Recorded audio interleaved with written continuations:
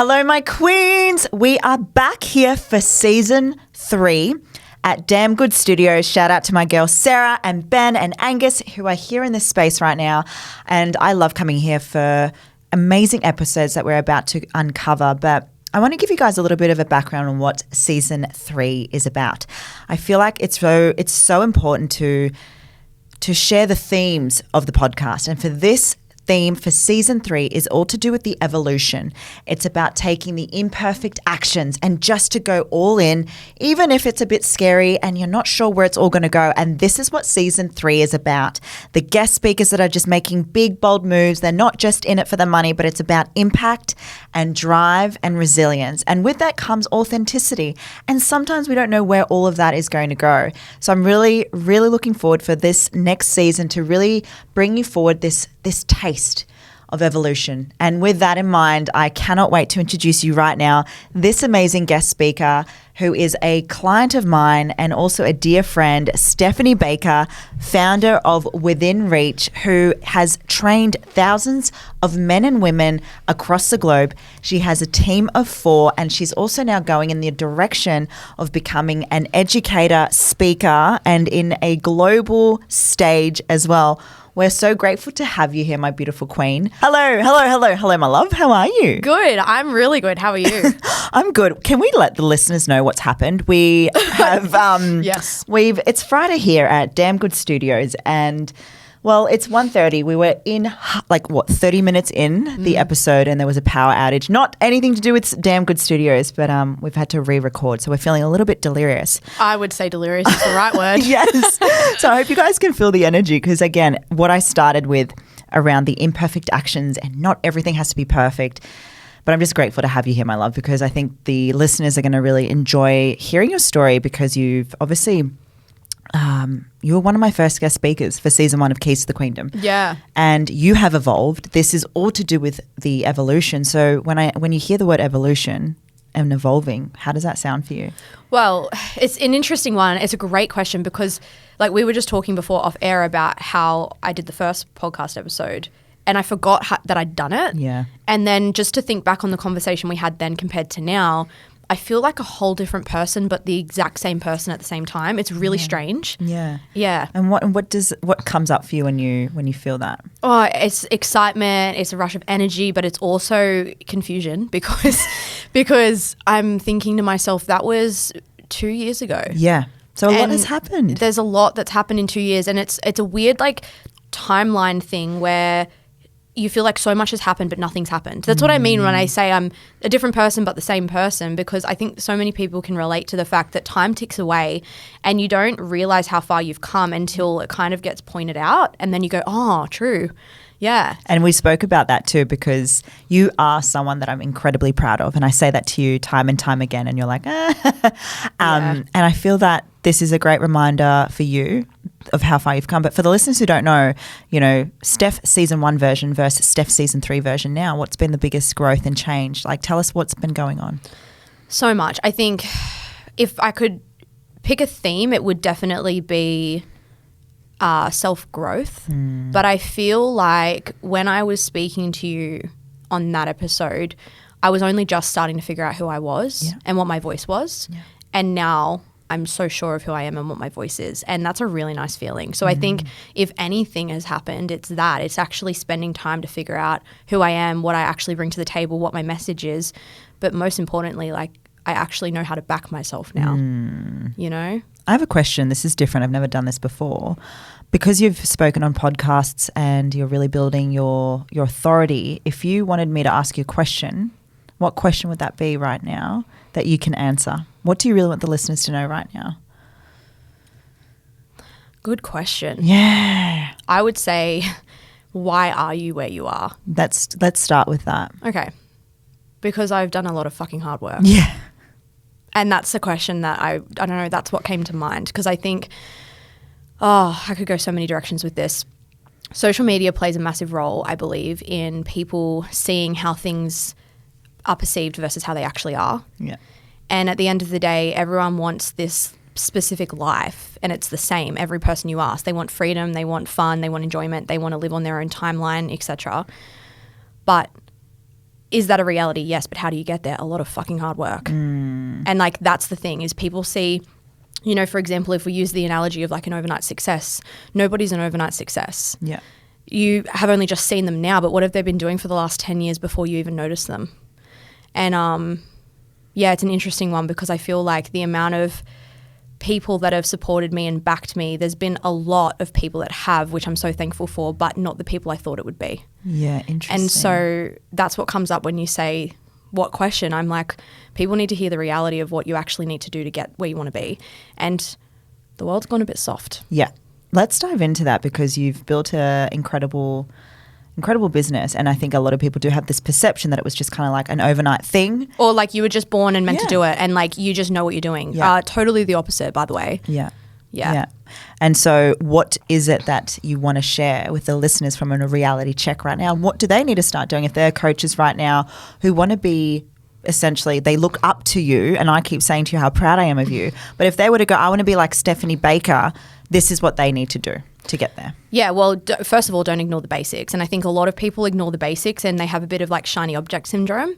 So when I say don't ignore the basics, I'm more talking about, you know, the basics of how do you get from where you are to where you want to be? Well, it's internal work. It's don't ignore the self-development. It's also don't be afraid to work hard and to work outside of the box and be a little bit different or a little bit unusual because that's how you stand out. Yeah. And so I think for me, again, looking back on the conversation we had 2 years ago to where I am now, that's what I did was I got out of the box and I got out of the rat race and I got out of the this is what I'm supposed to do and went into this is actually how I'm going to make this happen. Yeah. And with that, it was a perspective change, a mindset shift, but none of that would have happened if I didn't like work on the basics, which is actually me. Yeah. And so that's the first thing. But I think a lot of people also ignore the basics around, you know, how do you get from where you are to where you want to be? Consistency. Yeah. And it's like if nothing's happening like this, then they just stop putting in the effort in the areas that work, or they don't continue the work even though it feels monotonous and it feels hard because it doesn't feel good in the moment. And so many people are like, things just need to feel good and do what feels good. And it's like, well, actually, a lot of the time things don't feel good. Yeah. Yeah. But it's worth it at the end. So like get into the grit of it, you know? Yeah. And let's dive into a bit more of that because on season 1, I remember we spoke about you started Queendom and then you finished up and you went to Bali. When you got back, you really prioritized building your company. So what did that look like for you? Well, yeah. So I had remembered like you had spoken to me for months leading up to when I went away. And you were saying, you know, I think it's time for you to hire someone. And I was listening but not listening. And I was at this point where I was thinking to myself, well, you know, once I achieve X goal, then I'll hire someone. And it was very much a situation of me wanting to get to a certain point before I did the next thing. And, you know, logically that makes sense. You go, you know, for example, I want to make an extra $3,000 a month and then I'll hire someone. And logically you go, because that way that'll pay them and that will this and that will that. And so logically it makes sense. But then the thing that I've learned and what I learned when I was away, because I was away and I came back and I went, Tam's right. I actually do need to hire. Yeah. And so I realized really quickly that I was looking at everything backwards, and this is what everyone else does, is they go, when I get to X, then I will action X, right? So for example, when I increase my revenue, then I'll hire. But in order for me to increase my revenue, I need to hire someone so that I can focus on the things to increase my revenue. And so people look at things backwards. And when I was in Bali and then I went to Singapore and I was just like traveling around having a bit of a, I need to find myself moment. Which, how'd you know, that go? well, you know, I'm not one that's very spiritual, but it was nice to take a break. Yes. I had this aha moment of, oh, okay, I just think that this is the thing I need to do and I need to back myself so that I can actually get to that next level. Because I speak to people all the time about, you know, hiring or getting a mentor, getting a coach or doing whatever you want to do. And people are always so scared about the next step because they want to get from where they are to somewhere else first. Yeah. But how do you get there? Well, you can't do it doing the same things that you're doing now. I hope that lands. Yeah. You know? It's funny though too because as I said, like, what you just said was there was no evidence. It was just this deep knowing. And then if it didn't work out, it was like, well, you're going to have to make it work. Right. And so when you made that decision, even though the evidence wasn't there or maybe the revenue goal was eventually getting there, like when you hired someone, what came for you from that experience? What were you able to achieve? Well, first of all, I was able to see things through a different lens because I wasn't wearing all the hats. And coaches that wear all the hats and aren't willing to let go of the reins a little bit are the ones who have their clouded judgment. Or judgment clouded, I should say, because you're wearing so many hats that you're living in a state of stress, which I know all too well. And when you're living in a state of stress and anxiety and, you know, lack of sleep and you're not creative because your creative flow can't come out and you just become this mess, then nothing's actually working and you get to this standstill. So when I started to release that grip a little bit and I hired, first of all, I didn't have evidence it was going to work, but that's how I built the evidence. Because how do you build evidence if you don't do the thing first? Yeah. Right? Yeah. So I did that. And don't get me wrong, I'm making it sound like it was a la-di-da. It was so hard. Yeah. It was so challenging. It took me a long time. As I said, you were telling me for months before I even did it. Yeah. And then I was in self-doubt and struggling mentally with it for weeks and weeks and weeks until eventually I wasn't. Yeah. But it allowed me to release that kind of that grip a little bit, which was clouding my judgment. And then I was able to look at things from a different perspective. And that's when I noticed a lot of growth in the business because I could see things from a lens that I wasn't looking in because I didn't have the energy to look in it before. Yeah.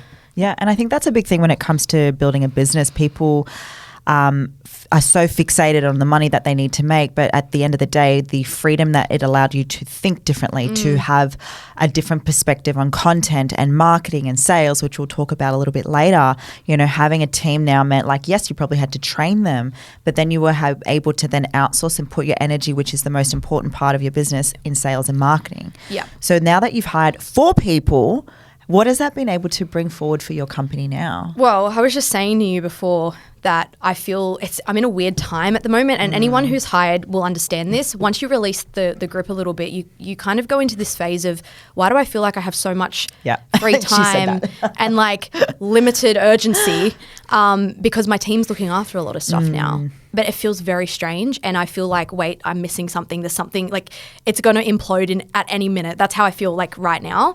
But I know that that's not the case. What was the question? what it has brought for you now, like having a team of 4. So it's brought a lot of things. First of all, the quality of the business is better because, again, you can imagine if you've got, like, for example, in fitness, if you've got a coach who's burnt out all the time, can they really give you the best quality service? No. Yeah. So now the quality of service is better. The quality of communication and also the systems and processes we follow is better. The ability for me to engage with more people is better. Like get more reach because I can focus on my sales and marketing, as you said. Yeah. So many things. Like I just think the business as a whole is a completely different business to when it started. Yeah. Yeah. I know because a lot of my listeners look up to you. They come to me and they go, I want to be like Steph. And we spoke about grit. Do they really? Yeah, babe. Because I feel like I'm not making this up. Sometimes I'm like, because I don't know. I don't get it. I think, like, don't get me wrong. Because you're in... Am I in my own bubble? Maybe. Yeah. Because I really appreciate it, but I don't get it. And don't get me wrong, like this is not coming from a place of like not being grateful, but I think I live in my head and I play this like tug of war in my mind all the time and I just live in my head because I'm always thinking of the next thing. Yeah. So then to hear that, it's so nice. Yeah. But I also like, part of me is like, nah. Stop it. No. I mean, you and I had this conversation before about some of the things I'm working towards, as I showed you. And it's like, wow. And it's like, yeah, and it can happen. Yeah. And sometimes people look to you and sometimes it's still us going, is that really me being able to do all these things now? Like you've hired 4 people, you've got clients coming to you, you're now speaking on stage and a coach accelerator program that we're going to touch on. If you were to give the audience right now, like the 5 things that got you to where you are right now, what are those 5 things? Well, the first one I would say is the belief in self. Yeah. That comes in time. And I think that's the biggest thing is anyone starting out, it's like the evidence thing we were just talking about before. Nobody starts out completely believing in their vision, I don't believe. And what I mean is like, yes, you believe you can do it, but do you have that internal self-belief and like self-confidence that everything's going to work out? Like, no, we always have a bit of fear. Fear's healthy though. A bit of fear's healthy. But how do you build that? Well, you build it by going into the trenches and by like proving to yourself time and time again that you can do hard things. Yeah. And so that was the first thing. And that's just come with time. Like I'm not any different in that area from the next person, I think we all can agree that it comes with time. Yeah. And so that was the first thing. And if you had asked me 2 years ago where it was not like that. I was still trying to figure out who I was then. And so that's the first thing. The second one is kind of piggybacked on that, which is finding your voice and using it. And I say this all the time, like so many coaches just blend. Yep. They blend in and they blend into the mix and they do what everyone else is doing and they think that's going to get them clients and success. And it's like, well, actually, what makes you any different from the next one if you're just copycatting? So that was something I struggled with for a really long time, because if I even look back to when I first started, I've been doing this 7 years now. Yeah. When I first started, the first even probably 3 years, I was very much just copying everyone else and doing what I thought I had to do. And that's what led me into doing things like I was in bodybuilding and that was not aligned with me. And I went through some other things in my life that I realized later wasn't actually what I wanted, because I was copycatting other coaches and thinking that's what I needed. Yeah. And I'm grateful for it, because I don't think I would have found my voice without it. Yeah. But once you get to a moment of, oh, that's my voice, and you then start to use it to your advantage, that's when you start to stand out. And I've had the most, I would say, like growth since I've started to not be afraid to use it. That's the second point. Oh my God, there's so many. The third one is, as I said, allowing yourself to release control. Yes. That's the whole team thing, everything as well. That is, yeah. And again, like, it's none of what I'm saying is easy, and none of what I'm saying I want people to think just happened for me. Like, it's all been an internal battle the entire time. But releasing control and allowing people and trusting people to do the job that you can do. You know, some people can even do it better than you can. Yeah. I've got my support coach, Roberta, and I just want to give her a shout out, because shout out, girl. Yeah, because she honestly, she's amazing. She's amazing. She's a gun. And I personally think she's better at some things that she does than I ever was. Yeah. But that's not a hit to the ego, because I'm like, great, I've hired someone that can do my job better. Yeah. Fantastic. Yeah. Now she can handle that. I don't have to do it. Yeah. But I also don't have to worry about it. So it's trusting that people actually are on the journey with you and releasing that control. That's 3. God, they're really big points.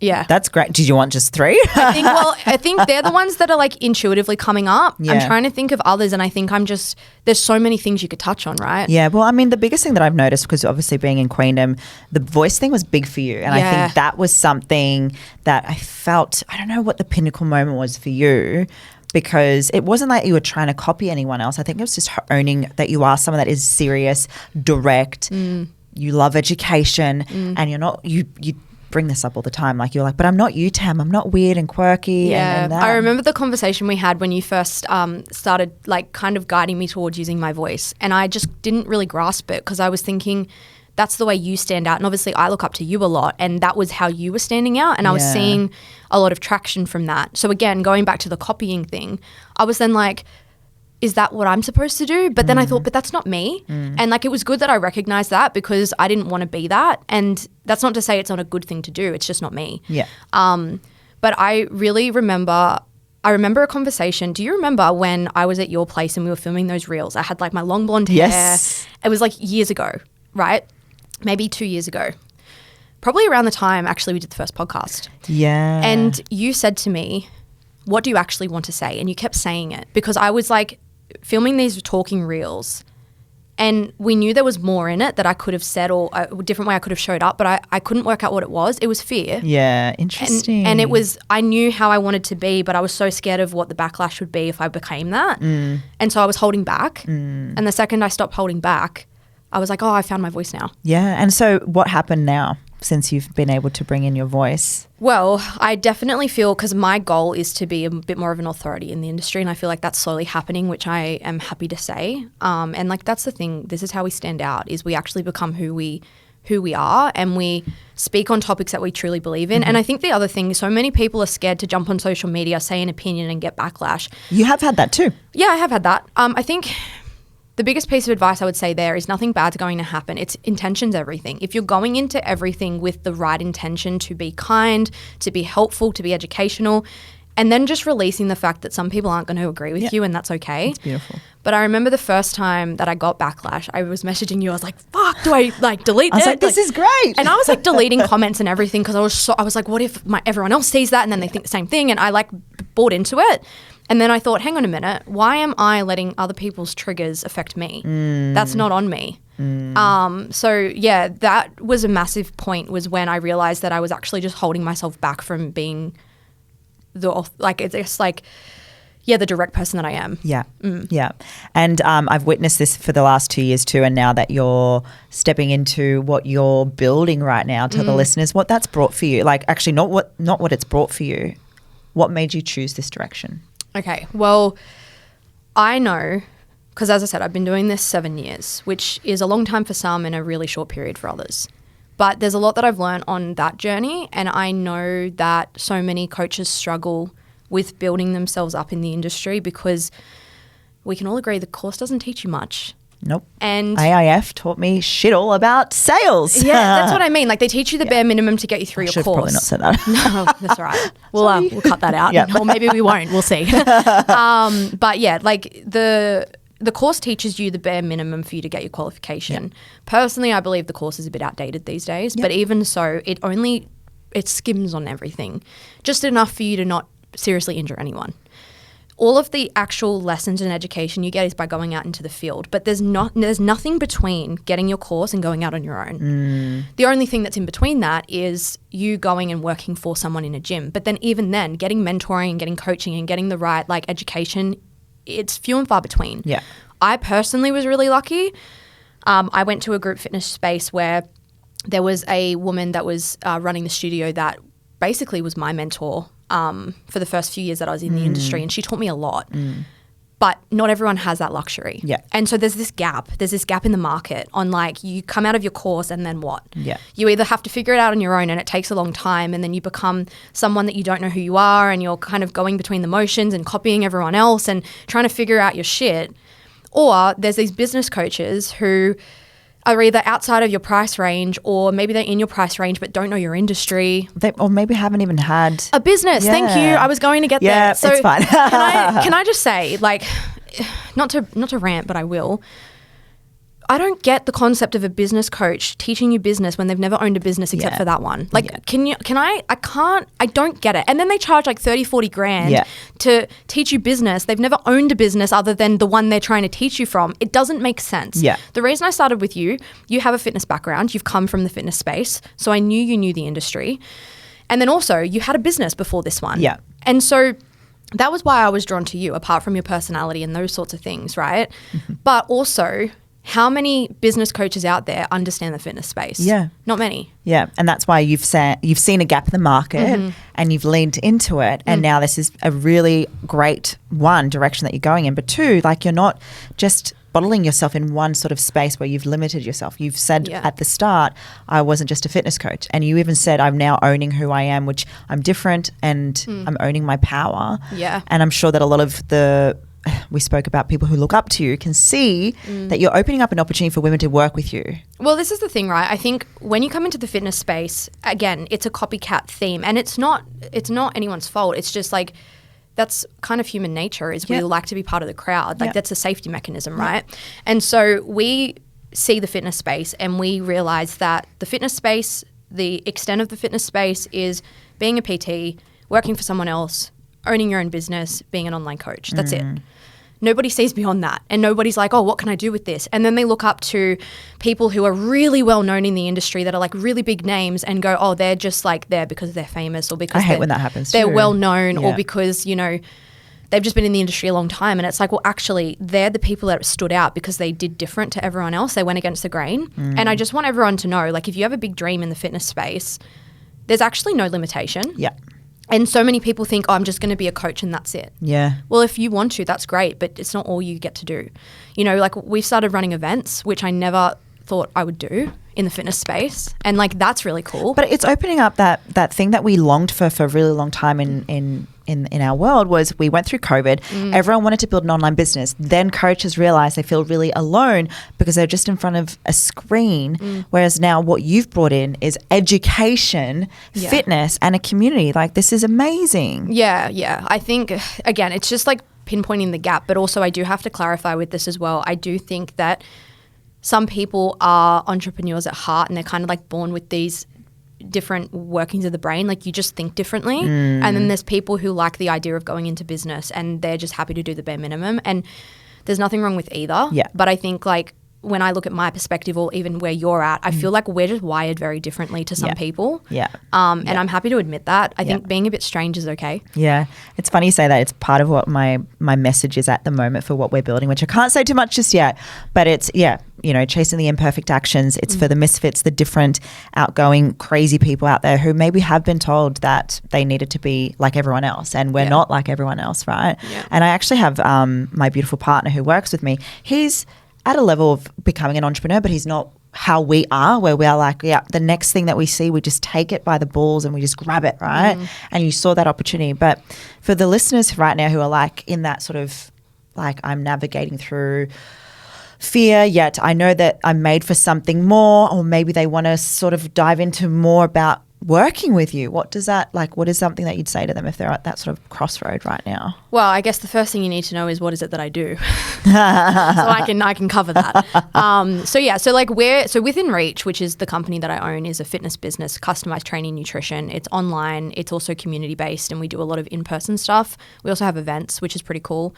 The events, the Fitness Accelerator. We ran our first one. Tam, you guest spoke at it. That was really cool. And that there was like an awesome. That was great. It was definitely bringing the world of like health, fitness, and mindset together. Because this is the other thing that I will say, and this is what's led me to where I'm going.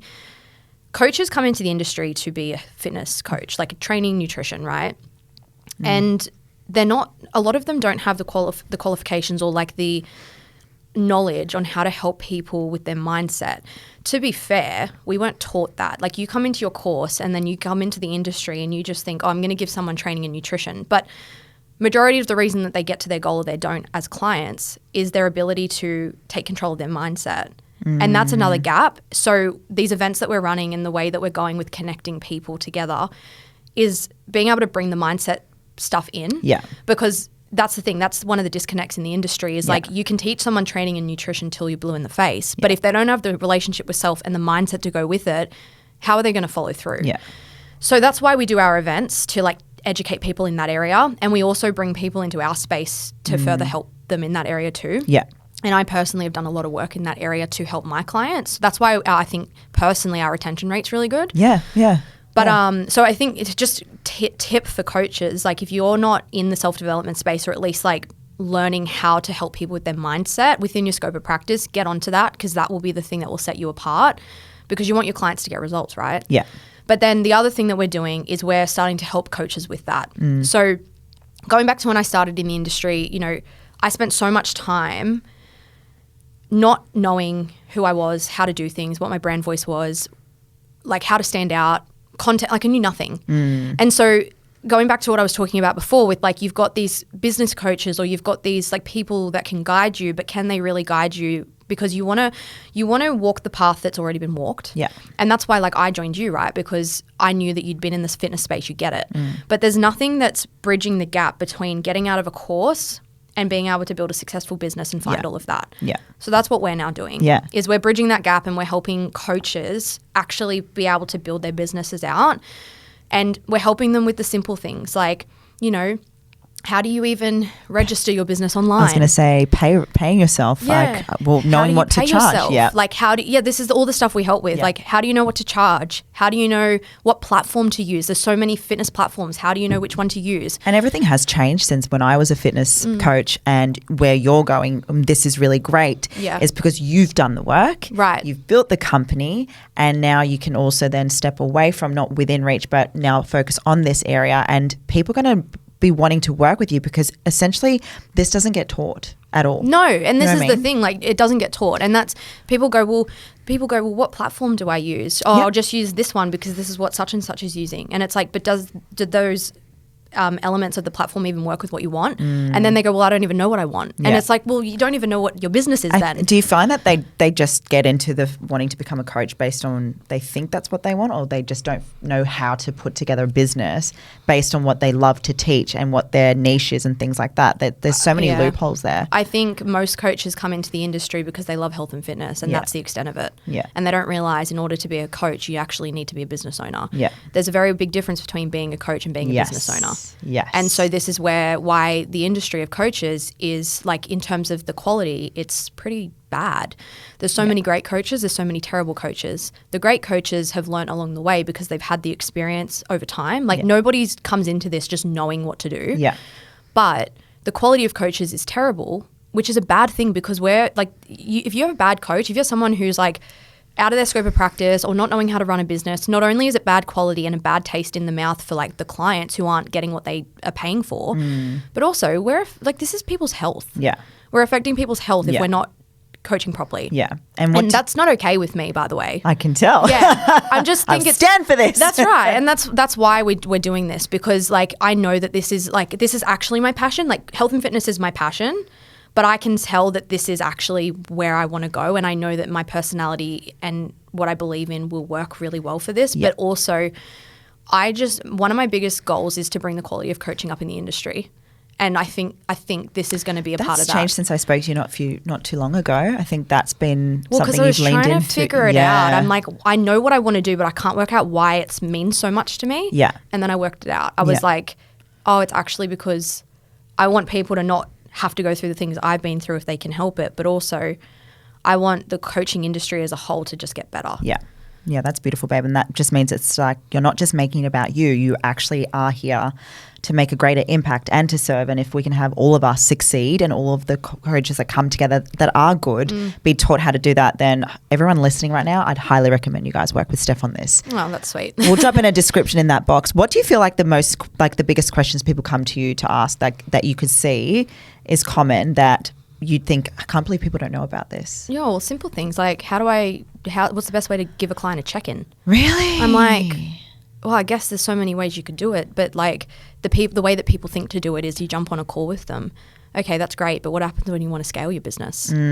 Or they'll go, oh, what platform do you use? Like so many coaches see like snippets that we put on our social media of my platform and they go, what platform do you use? It's really interesting. Yeah. And I'm like, why does it matter what I use? Because like, don't you want to know what functionalities of the app you have for your, because the reason because just so you know, I'm not a gatekeeper. I use Everfit. And it's good. Yeah. But the reason that I use Everfit is because the functionalities worked with exactly what I envisioned for my service. So many coaches don't even know that. And so they go, what platform do you use? And I'm like, well, it shouldn't be about the platform I use. It should be about what's the functionalities that it can give me so that I can have a good service. Or they go, how do I know what to charge? Yeah. Or they'll go, how do you give technique feedback? Like, why do you do it through video? Or most of them, how do I don't know what to post on social media. Yeah, interesting. Like content. I've got no idea where to start. We have a lot of conversations in our, on both of our Instagram accounts actually. And a lot of coaches, particularly the ones starting out, they're like, I'm just trying to find my feet with content. I don't know how to do it. You know? I think as well, like, based on the evolution of, which is the theme for this episode right now, social media is changing. And I think it's always changing. Yeah. But it's gone in a really interesting thing right now. And I've actually been speaking to my mentor about it. What worked back in when I started is very different now. And the thing that's really big is relationship marketing. And I think you do this really, really well. Well, do you know what's funny? You say relationship marketing and that goes over my head. I'm like, what does she mean by that? So if I do it well, I'm glad. You're doing it. What's your definition of relationship? It's essentially not just being someone that cold DMs. And you're building value on your platform of social media. Your content speaks to building relationships. You're connecting with your audience. A lot of the times, and this is what I love talking about, and you do this so well, and this is what you've taught your team. This is what you're going to be teaching people too. It's like conversations on social media is a must. Yeah. You're building a business, and so that's building a relationship with your audience, and you do this really well. And again, this is the direction that is right now going. And I think what happens is people think that when they post on social media, they should just leave it and they don't have to do anything. No, but they go, I'm going to make a post, and then they go, okay, now I'll just wait. I'll wait for all of my clients to come. That's so me. Yeah. And it's like, well, actually, as I said earlier, you don't wait for opportunity, you go to it. Yeah. So when you, that's actually, do you know what's funny? That quote has been in my head for weeks now. Yeah. And I don't know why, but it keeps coming up. And I think it's because I spent so long waiting for opportunity to come and just going like, oh, I've just put one post out, that's enough. Or I've just done this, that's enough. And it's like, what else can you do? No, it's actually not. It's like, and I think as well, with social media specifically, my take on it is there's so many different things, like it's changing all the time. Yeah.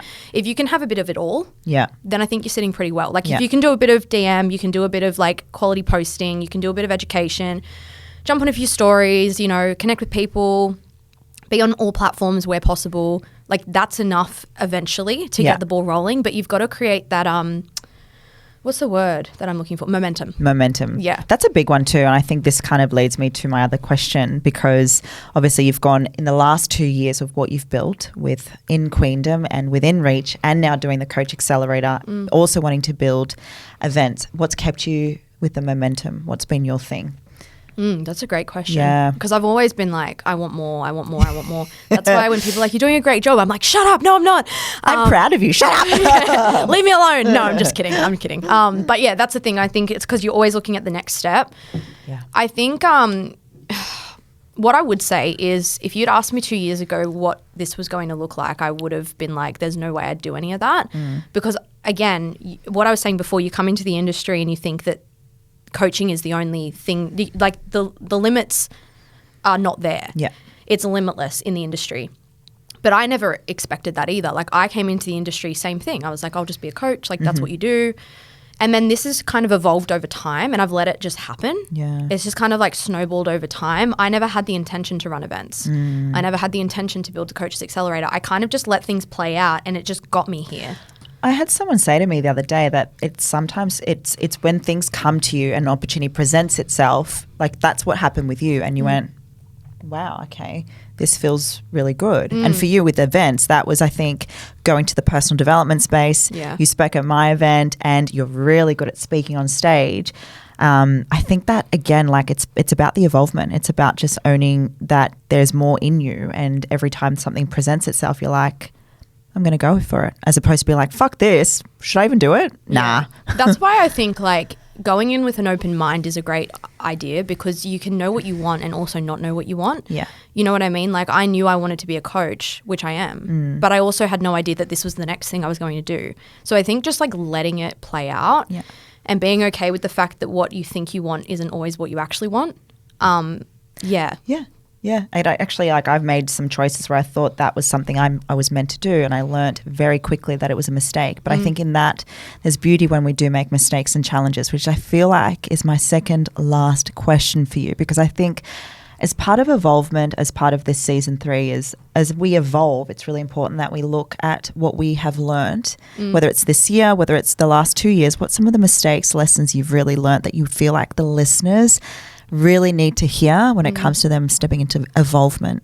Well, I think the first one is like, it just keeps coming back to this control thing.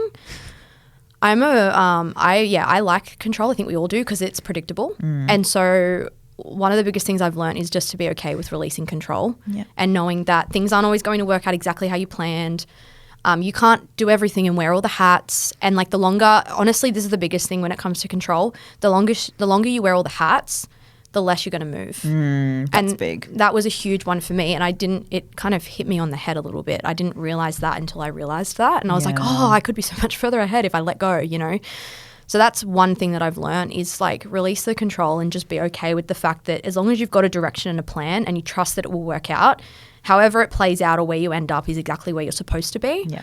Because I do definitely believe in like the everything happens for a reason. So that's a big one. Another one in terms of that, I would say like learning, like just to go deep within who you are, to like find your voice. Yeah. Because I spent so long being held back and not like even considering the fact that maybe people would actually listen to what I have to say, and maybe people actually care about what I have to say, and you just think you're just another number in the universe, and like why does what you think matter? Yeah, it's beautiful. But I like to think of myself as a voice for those who can't use theirs. You know, that there's a lot of people that want to say things that just don't have the, I would say like the strength or like the mindset or the whatever it is to do it. You know, maybe they're just too fearful. Yeah. And it's like, if I can be a voice for those people, maybe that's also going to make an impact. And I think like when you don't do things, how does that affect people? You know, people go, oh, if I do this, how will it affect people? But also if you don't, how will it affect people? You know, like hopefully something I says lands, or hopefully it makes someone move, or it makes someone, you know, do the thing that they're afraid of, or I don't know. I just feel like they're probably the biggest things that I've learned. Yeah. That's beautiful, babe. I do have a final question before the final question, because I think it's really great for the listeners to see, what are you going to be celebrating at the end of the year? What's the thing that you're working on that you can go, fuck yeah, I did it? Well, do you know what's funny is I get so anxious if I think too far ahead. Yeah. So I struggle with this because like as much as this is the thing, I know where I want to be in 12 months. I know where I want to be in 5 years. But when I think about when I think about the timeline, it's like it's a weird one because I know where I want to be, but I also don't know where I want to be. Does that make sense? It's a really strange. It's like my brain can't comprehend anything past tomorrow. So, but the idea and the intention that I would be celebrating at the end of the year, obviously, like the growth in the business, more events, a growing podcast because we've got our own podcast, and honestly, do you know what's funny? Shout out to Lloyd Ross here. Lloyd, we love you. Because I'm in Lloyd's program. Yeah. And he's amazing. And so we actually did this exercise on one of our group calls the other day where he actually asked us all to write down an ideal day in our life. Like we had 5 minutes and we had to write down the ideal day in our life. And it was about like there's no limits. What would you do? And so everyone's sharing and they're like, I would ride my jet from America over to, England, and I would go for breakfast in Paris, and like these crazy ideal days. And I'm like, this is great. But I'm sitting here going, wow, that's not me, you know? And everyone's coming up with all of these things that are totally the opposite of what they would be doing if they had an ideal day. Yeah. And do you know what mine was? What was it? My ideal day had everything to do with being able to go for my morning walk by the beach, going into an office with all of my staff, working really hard, going and sorting out some I was like envisioning me going to this massive auditorium with 5,000 people for this event that I was going to run. Love that. It was all business. Yeah. And then go home and like spend time with my partner on the lounge. And I'm like, a lot of that stuff is stuff that I'm working towards or already doing. And so when you're like, where do you want to be at the end of the year and what do you want to celebrate? I just think it's an interesting correlation that so many, there's like 60 people in that call. And so many of them were sharing these crazy wild dreams. And I'm like, mine seems so small, but it must just be because that's actually what I want. Yeah, it's not though, so small. And it's so close too. I reckon it's like now. Because that's the thing. It's like, I don't want the fancy planes and the cars and like I've just never been that sort of person. Yeah. But that's what I love about you. Yeah. I don't know. I'm not a material person. I just like to, look at me today. I didn't even brush my hair before I got here. Just like.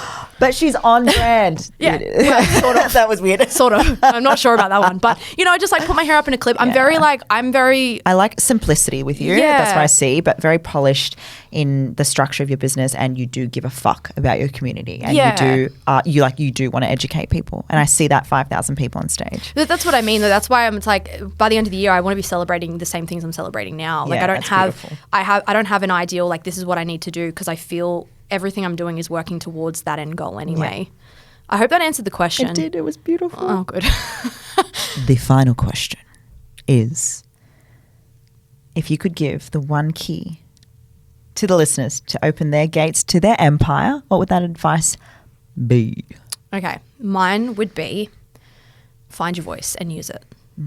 And can I give two? Yes. That's the first one. Find your voice and use it was the initial one that came up. And I think this has come up because so many people are scared to use their voice, and people actually care and want to hear what you have to say. I know I do. Like when I see coaches like sharing stuff on social media or sharing stuff about who they are or what they truly believe in, I'm like, yes, so good, because not enough people are doing it. Yeah. So again, it's like lead from the front. If I do it, I'm hoping that it encourages other coaches to do it too. So like use your voice, because I promise you, if you tag me in it or if you share it with me or if I see it, I will love it and I will comment and I will like it, because I love when I see people doing that. Yeah. So that's the first thing. And I think it really makes a massive impact for those around you. Yeah. But the second one is do then learn. Because damn girl, I just think what we were talking about before, where I was saying, like people wait till they have X before they action something, going back to the hiring thing. I was talking about how I thought that I needed to get to a certain revenue goal before I hired, but in reality I needed to hire to get to the revenue goal. Yeah. It was backwards. It's the same thing. Like people want to learn, but then they never do anything. And it's like, how do you know that that's actually going to help you? How do you know you're going to be able to move forward? How do you know that you actually know what you think you know? Yeah.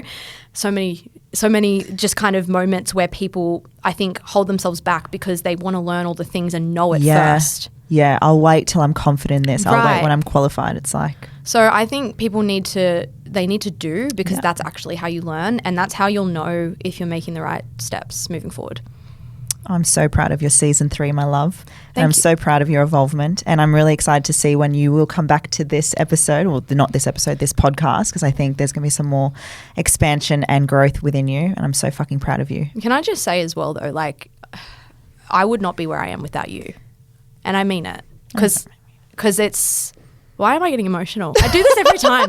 You guys should have seen me at Tam's event. I would have bawled my eyes out. It's so bad. But honestly, I mean it. Like, I couldn't do this without you. So It's all been you, my love. well, it hasn't. It's been a team effort. But I mean, I say this to my clients all the time.